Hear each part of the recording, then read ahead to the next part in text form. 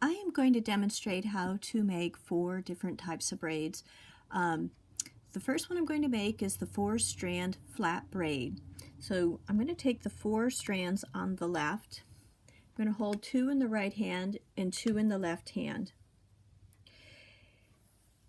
To make this braid, and starting on the right, or with the right group, I'm going to take the outer thread on the right and bring it over the other thread in its group and place it on the inside of the other group. So you see I have an imbalance now. I have 1 thread on the right and 3 threads on the left, and so if I should walk away, I get interrupted, I'll know where to pick up because I'm going to start with the group with the most amount of threads. And the technique is the same as what I just did. I'm going to take the outer thread on the left, it's going to cross over the threads in its group and be placed on the inside of the other group. So it's those 2 movements over and over again, and sometimes it's easier to hold these threads in your hand and to just twist your wrist to get the thread to the other side. So I'm supposed to move the outer thread in the right hand to the left and place it in the center. I consider this the center area here. And now I have my imbalance of 3 to 1, so it's the left hand's turn. I'm going to just twist my wrist and place the outer thread on the inside in the other group. So, and then I'm shifting threads over in my fingers as I'm working to make room for the new thread that's going to be arriving.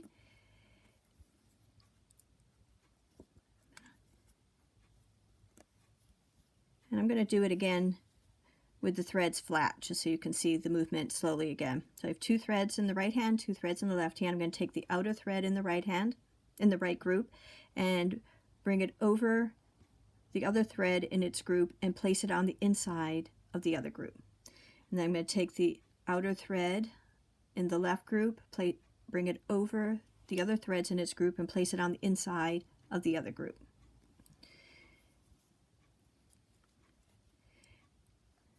I'm going to do a little bit more so you can see what this looks like.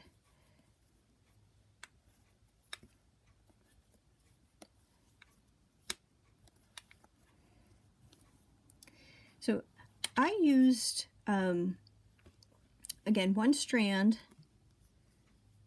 or 1 end to represent a strand. This is a 4-strand braid. But when I'm making, when I'm doing the fringe on a scarf, I'll often take 2 warp threads to equal 1 strand or more, depending upon the size of my threads.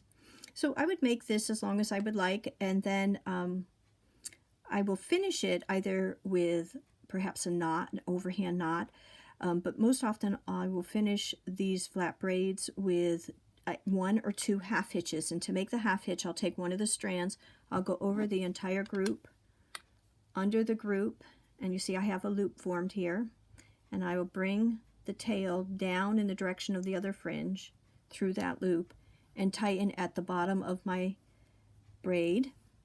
And if I like to make another half hitch, I'll use that same thread. I'm going over the whole bundle, under it, and then through the loop in the direction of the rest of the fringe, and I will tuck this half hitch right below the previous one, tightening it up. So you can see what that looks like.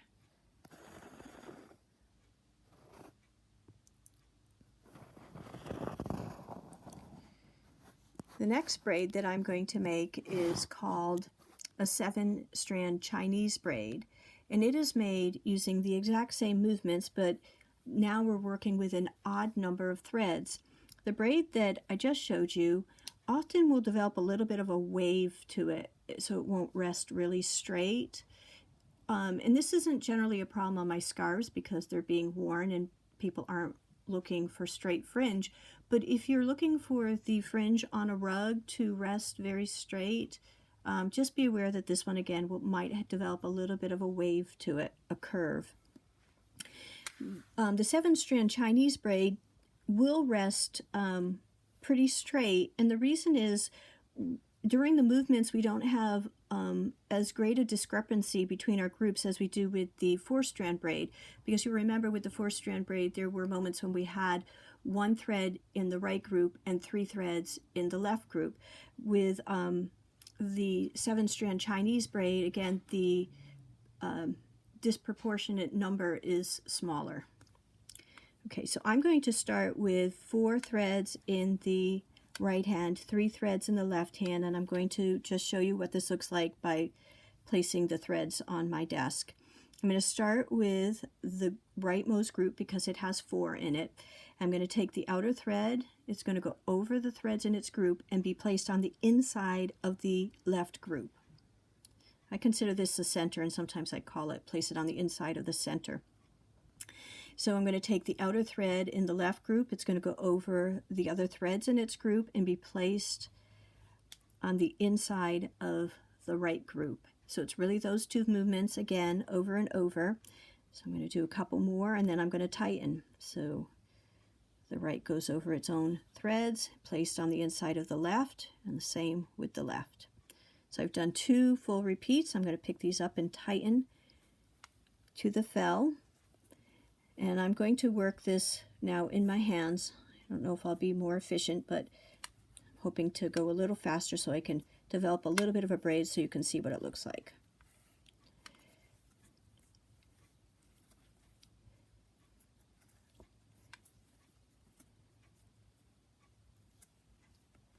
And I'm trying to keep the tension right at this point where I'm making the braid consistent, so I won't have to go back and do some major tightening. If I just keep it tight there consistently, not too tight but not loose, I'm most likely to end up with a braid that is very consistent in its width and how it looks.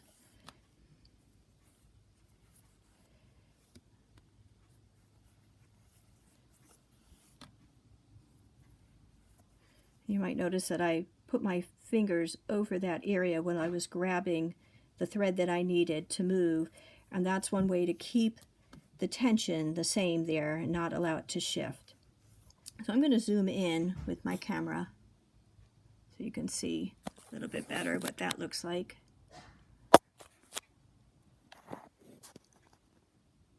Okay. And again, this braid will rest flat, so it might be ideal for a rug. And I'm going to finish this one with 1/2 hitch. Some people take more than 1 strand, especially if they're working with some fine thread on a scarf warp. But with this 10/5 linen, 1 strand is plenty to do the 1/2 hitch. There we go. And I'm just going to finish that one with 1/2 hitch. Now we're going to move on to the 4-strand round braid. So I'm going to start with 2 threads or 2 strands in my right hand and 2 strands in my left hand. Again, I'm going to work this on my desk. So I'm going to take the outer thread in the right hand. It's going to go under its partner, and I'm going to divide the left pair, and this strand is going to come up in the middle of the pair and then come back to the inside from the side that it originated from. I'm going to tighten that up. Now it's the left hand's turn. I'm going to take the outer thread. It's going to go under its partner, and I'm going to divide the right threads in half, and it's going to come up the center and go back to the inside on its own side. And again, I'm going to tighten this. Keep my thread straight. And I do find that if I know that this pair is going to be split and that this outer thread wants to come up, sometimes it's easier for me to dive down between the pair, come over to the other side and grab the thread and bring it up and put it back on its own side, but again on the inside of the pair. So this is what it would look like.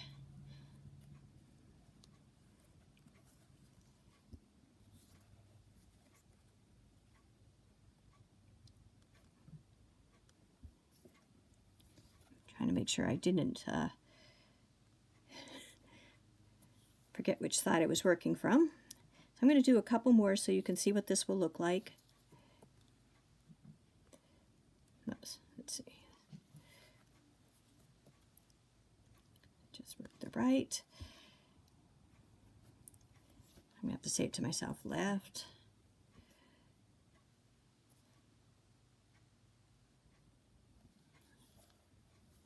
pinch the right, pinch the left, that's what I'll say. Pinch the right, pinch the left, pinch the right. Okay. So here's my round braid.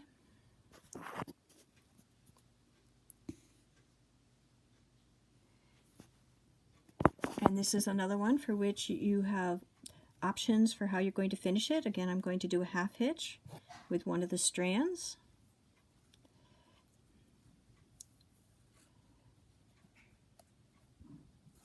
Right at the bottom of my braid. The last one that I'm going to demonstrate is the 8-strand braid, which is made very, very much like the 4-strand round braid. The technique is identical, but the result is very different. By taking a larger number, I'm actually going to end up with a square braid. So I'm going to, it's an 8-strand braid, so I'm going to hold 4 strands in my left hand, 4 strands in my right hand. And you have to do the technique for maybe about a ½ inch before you begin to see the square braid develop. I'm going to take the outer thread in the right group. It's going to go under all the threads in its group, and then I'm going to split the left group. It's going to come up between those threads and then go back to the inside of its own group.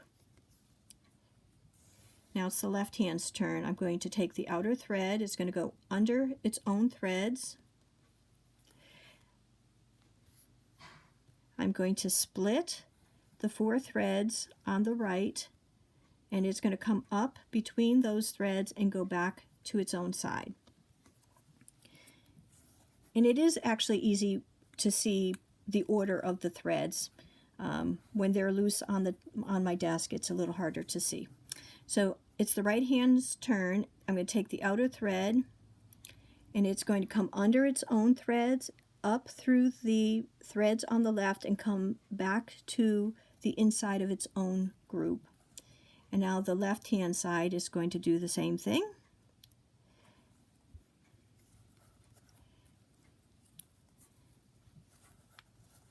So now the right hand's turn. And it's the left hand's turn.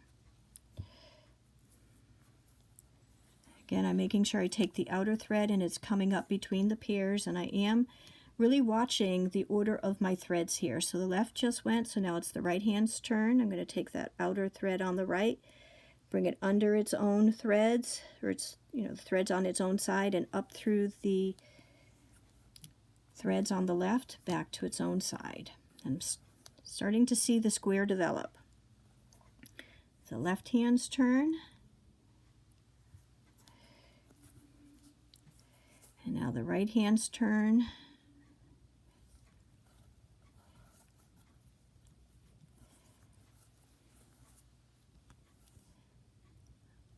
Left hand. I'm going to grab the outer thread. And one more time just on the table so you can see it. So it's the right hand's turn to move. So I'm going to take the outer thread on the right. It's going to go under its partners, and it's going to come up between the threads on the left side and then be placed back on it, the inside on its own side. Left hand's turn. Okay, I'm going to zoom in with my camera so that you can see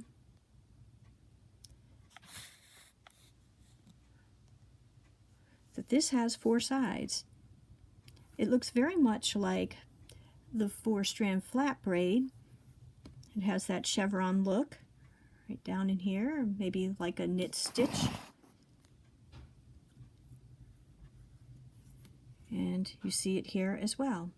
So, but there are 4 sides of it. There's one side, the second side, here's the other side, and the back. And again, we can finish this with a half hitch.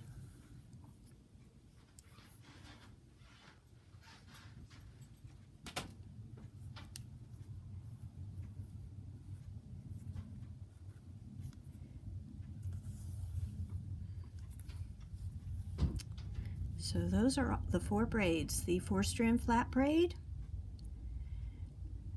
the 7-strand Chinese braid, the 4-strand round braid, and the 8-strand braid, which is really a square. So that's everything. Thank you for watching.